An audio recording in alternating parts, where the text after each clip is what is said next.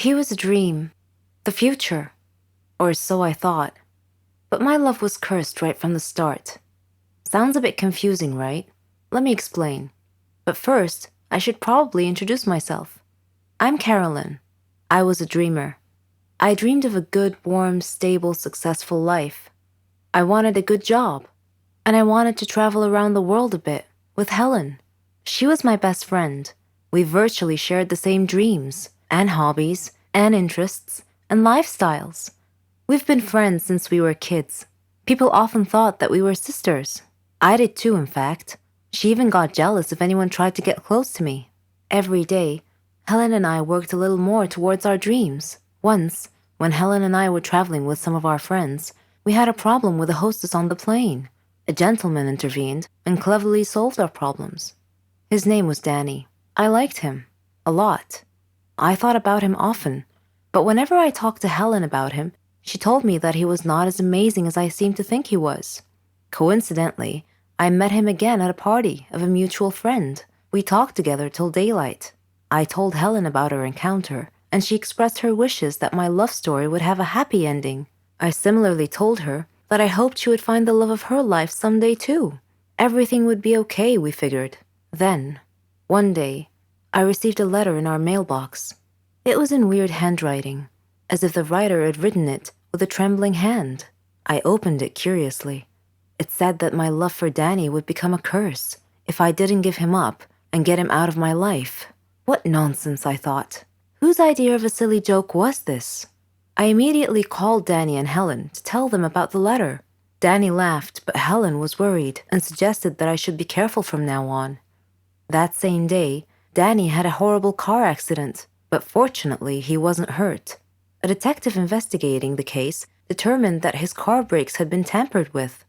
In another incident, a car almost hit me, but it swerved away at the last minute. When I mentioned this incident to Danny, he tried to calm me down and told me to just forget about it. He gave me a beautiful bracelet as a present and proposed. We got engaged, and I couldn't have been happier. I wanted to show the bracelet to Helen, but somehow I seemed to have lost it. I couldn't find it anywhere. Anyway, when I told Helen about his proposal, she was thrilled for me. I spent days shopping for just the right wedding dress. I was so busy with preparations that I forgot all about the ominous letter. I went to the wedding hall early to make sure that everything was ready and prepared. Helen was helping me, and Danny kept calling me to make sure I was all right. Suddenly, the lights went out. I called out to Helen, worried that she might have tripped and fallen when the lights were out. When the lights came back on, Helen had fainted, and my dress had disappeared. I screamed to the ceiling, "What do you want from me? Leave me alone!" Suddenly, Danny appeared out of nowhere and asked me what had happened. I told him then and there that we must break off our engagement, otherwise the curse the letter mentioned might injure someone or cause someone to die. Then Helen came too and tried to calm me down. She told me to go to the car and that she would get our stuff and follow me. I loved Danny and wanted to marry him, but now I was seriously worried that this curse threat might actually be real. Helen came back carrying a bag and a large suitcase and told Danny not to worry, that she would drive me home and then call him to tell him that we had arrived safely. I was still crying, and Helen was trying to calm me down. When we arrived home, I noticed something strange. Helen was carrying a bag that was partially open, and I glimpsed a piece of clothing stuffed into it. It looked exactly like my dress. I opened the bag and found that it was my dress. I confronted Helen and demanded to know how my missing dress ended up in her bag. I clearly caught her red-handed, and she was unable to answer coherently. I realized at that moment that the source of the so-called curse was Helen. "Helen," I said, "how dare you do this to me? I thought we were like sisters to each other." She replied icily, with a glare that I saw for the first time. She said that she fell in love with Danny just as I did, but he chose me instead of her, and that she hated me for it. She said she won him over and got him to love her instead. Then they both tried to scare me into calling off the wedding so that she and Danny could be together. There are no words to describe how I felt at the time. I replied in a similar tone. I told her that I don't ever want to see her again, or Danny. Neither of them mattered anymore. I never did see Helen or Danny after that day. I'm on a Caribbean island now, sipping on a cocktail. I read in the paper that Danny and Helen had announced their engagement. I'm thinking about what wedding present I should give them as a surprise. Our feelings are always hard to control. We are humans after all. Sometimes we do things we can't explain, just because we feel that way. I had a student named Daniel, a sweet and innocent child. I was prepared to do anything for him, but don't judge me just yet. First, let me tell you my story. My name is Jolene. I'm a 21-year-old math teacher at a primary school. I live with my sister and my mother. My house was next to the school where I work. I love teaching, and I like teaching the students in creative ways. They loved me, and I loved them. Daniel was a special student, though. Our story began at the start of the new year. It was the first day of school. I missed all my students over the summer break. I missed them so much that I stood by the door to welcome them back. Before I started my first lesson, Mr. Smith, the student affairs officer, knocked on the class door, with Daniel hiding behind his back. Mr. Smith greeted the class and asked them to greet Daniel, but Daniel was too shy and didn't move. So I went over to him to take him by the hand, but he pulled his hand away, which embarrassed Mr. Smith. I asked him to greet his classmates, so he went and he stood in front of the class and he said, "Hello, I am Daniel." Then he went and he sat at the very back of the class. He didn't talk much with the other kids. He didn't like to interact with anyone. Daniel always looked sad, and I thought to myself, he's only 8. What could possibly have made him that way? I tried to get close to him, but he resisted all my efforts. Sometimes he looked like he was hiding some big secret, and later on, I learned what it was. One night, when I was surfing the social media, I came across a horrible news story about a jealous husband killing his wife and another man right in front of his son. The child had been none other than my new student Daniel. Reading that sad story, I started understanding why Daniel was acting that way. I decided to try brightening his life a little. Every day, I would buy a small present and put it on his desk. At first, it had no effect, but slowly he came to love that. During break time, I would sit beside him, and we would share food together. I would get him involved in class activities. On his birthday, I arranged a surprise party with his class, his grandmother, and myself. He was so happy that day. After the party, he hugged me and he told me that he loved me. I hugged him tightly. He was not just a student to me. I treated him like he was my own son. He told me that he wanted to call me mother, and that made me so happy. After his grandmother died, he came to live with me. We faced a lot of problems together, but I followed his success in life with pride. Daniel is all grown up now. He's graduating from the Faculty of Engineering. I am so proud of what he has made of himself. Hello, I'm Sarah. Ever heard of a phobia before? Don't worry, it's not contagious or anything. It just means you're scared of something in particular. Places, people, things. I have a phobia, but I don't like to talk about it. And I definitely don't want to be seen in that state. I was in my second year at college. I had been very busy that semester because we had a lot of assignments, and it was fine. I mean, I liked studying and completing tasks, but I was never a nerd or a geek. No. I like to dress nicely too. I have my own fashion and style. It wasn't easy making friends though. There were 2 types of people at my school. Smart nerds who couldn't care less how they dress, and complete airheads who dressed nice. I didn't fit in either one of those groups, so I basically kept to myself until one day I got assigned to do a task with a girl and a boy, Jane and Kyle. They didn't look nerdy at all, and I thought to myself, oh great, looks like I'll be doing all the work. But when we started talking about the project, they didn't just sit there or toss ridiculous retorts. All 3 of us were having an actual conversation about the topic. I was so thrilled. It finally seemed like I belonged somewhere. We became friends and did everything together. We could tell each other anything. Well, not everything. I had one secret from my friends. I never told them I had a phobia. Anyway, a year later, Jane moved to Germany with her parents. She was going to finish college there. So it was just Kyle and I now. All through college, we were the best of friends. We even did our graduation project together. On graduation day, Kyle and I were supposed to go out for dinner. He wouldn't tell me where, said it was a surprise. And what a surprise it was. He had picked the highest tower in the whole city to eat dinner at the very top. I don't have a problem with high places in particular. In fact, I'm sure I'll love the view if I ever make it to the top. No, I had a problem with the elevator. A phobia, to be precise. So we were standing at the base of the tower, and Kyle was happily listing all the great features and restaurants up there, but I didn't hear any of it. I was too busy fretting, frozen to the spot, desperately trying to find a way out of the situation. I couldn't say no to Kyle, who was all excited to go up the tower, so I clenched it in and tried my best to stay calm. We got in the elevator, and the doors shut. I couldn't control what came after that. I was terrified, screaming and shouting hysterically, banging on the walls, then falling to the ground. Of course, I don't actually remember any of it. Kyle told me later on. The last thing I remember was the elevator doors shutting close. When I came to, I was at the hospital. Kyle was sitting by my bed looking worried. When he saw that I woke up and that I was feeling fine, he started laughing at me, saying, "Why didn't you tell me you had a phobia?" I felt ridiculous and started laughing too. And then, out of nowhere, he proposed. It was his plan all along, although he pictured it at the top of the tower. All that happened 3 years ago. We're married now, and we have a baby girl. I'm being treated for my phobia. It's not completely gone, but I'm way better now. Apparently, hiding my problems never solves them. I'll have to face them, sooner or later. Hi, my name is Selena.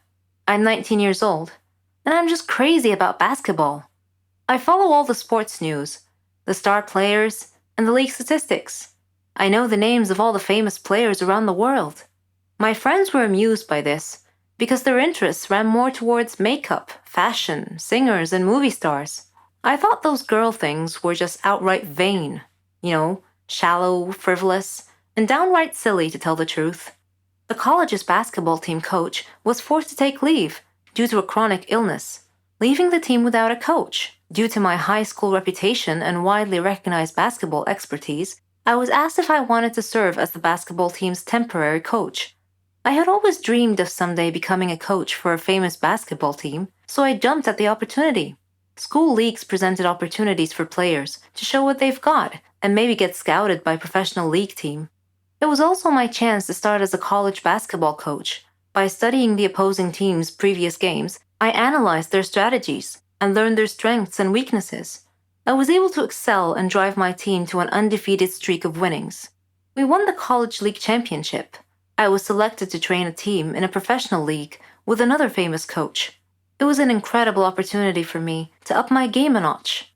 During this time, I met an opposing team's coach named Jacob, who was something of a genius when it came to winning basketball strategies. He shared the same dreams as mine. He bragged that his team was better than mine. Well, I couldn't ignore the gauntlet he threw at my feet, so I challenged him to a game.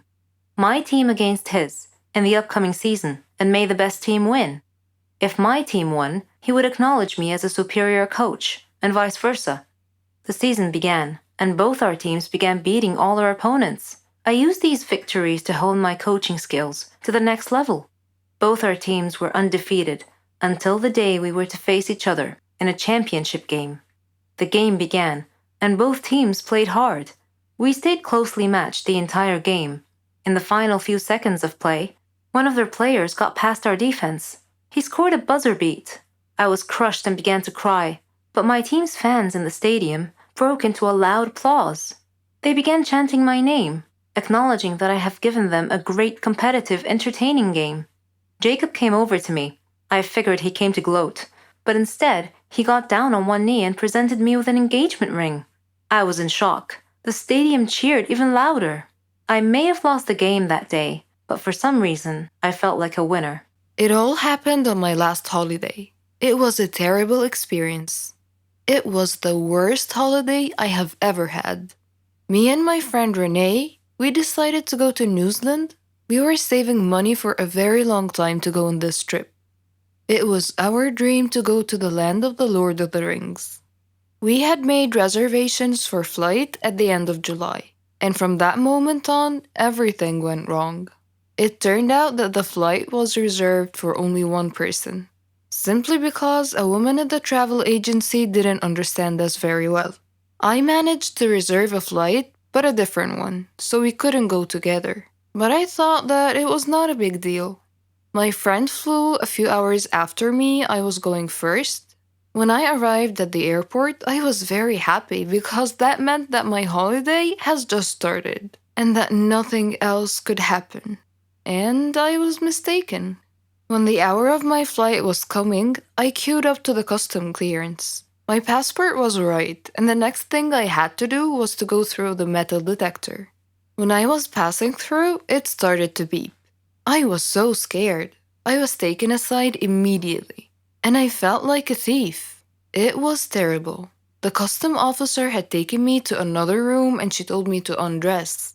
I tried to explain that I had a belly ring and maybe it was the cause of the beeping, but she didn't want to listen. I had to undress. They took my clothes somewhere else, and I was standing alone in the middle of the room. I was shocked and stressed. The woman came back after about 5 minutes, which seemed to be ages for me. She gave me back my clothes, but I was not allowed to put them on. She checked me one more time with a small metal detector, which was obviously beeping in front of my belly ring. Of course, the custom officials went through all of my things, but they didn't find anything.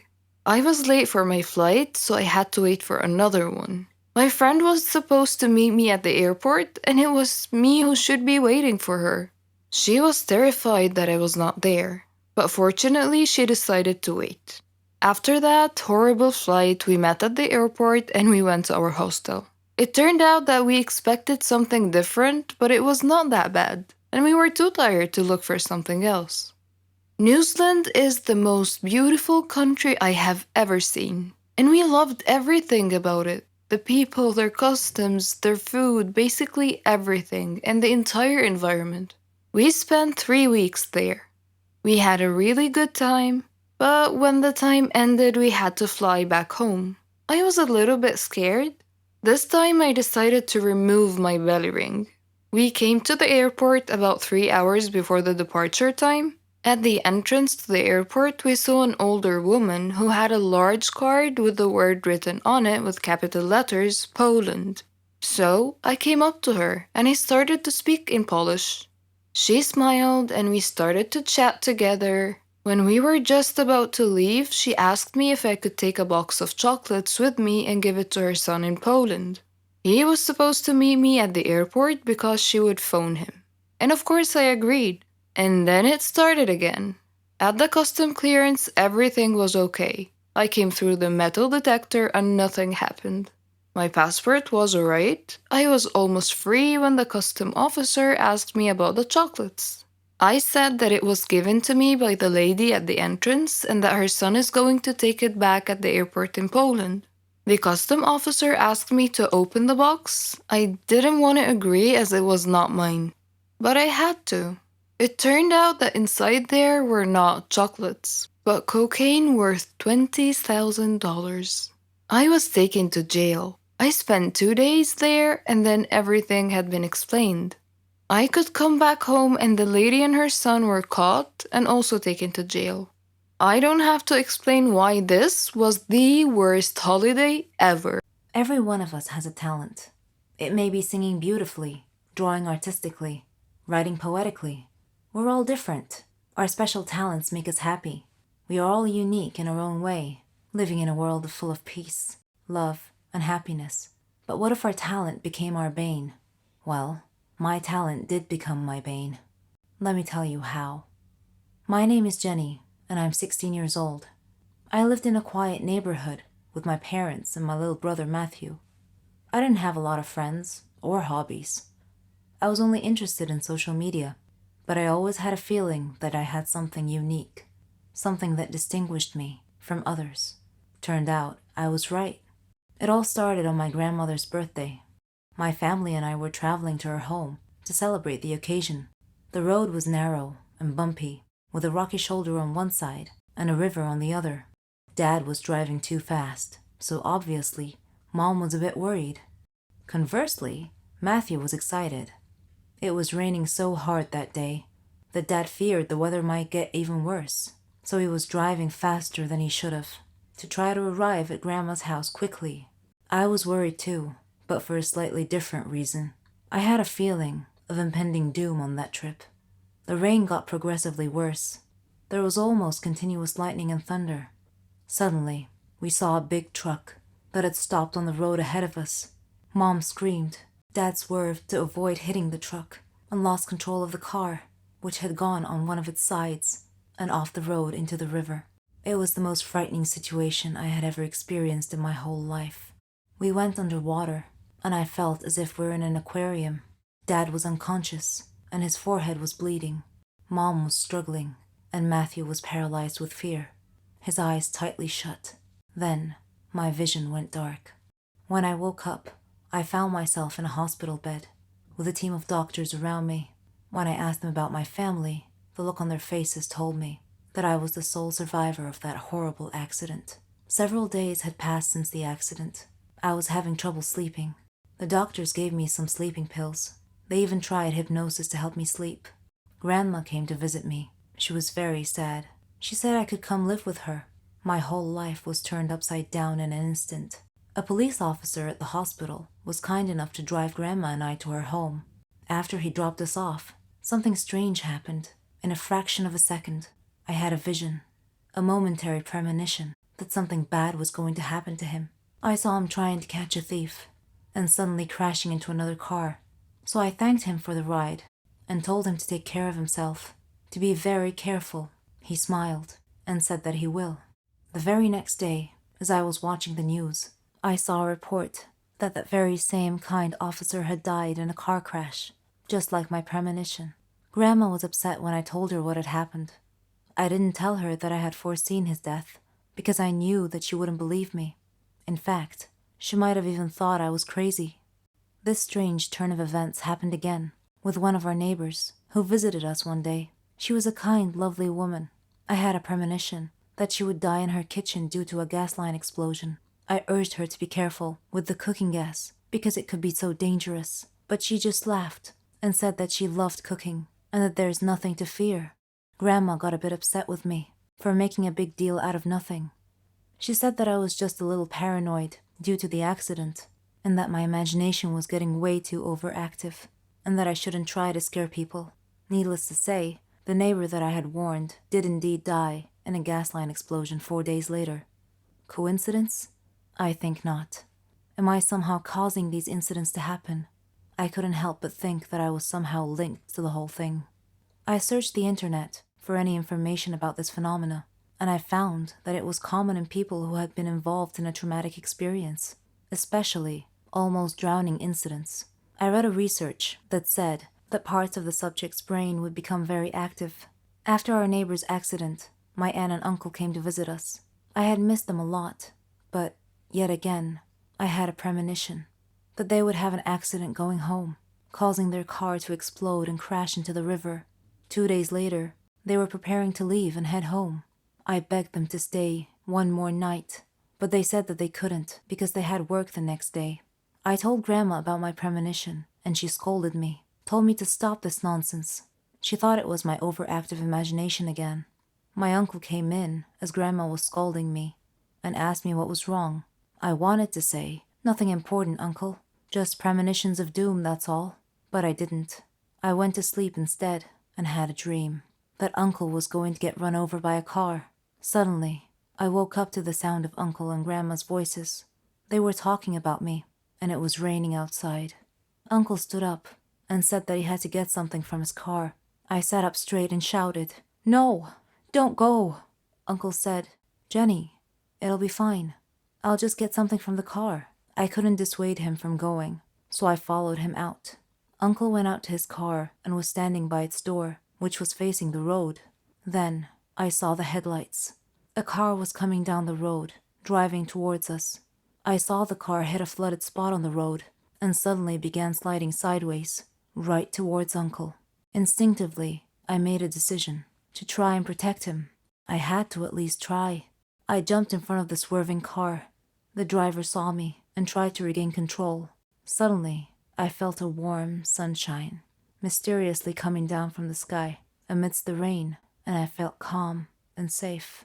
And I had one final premonition before everything went dark.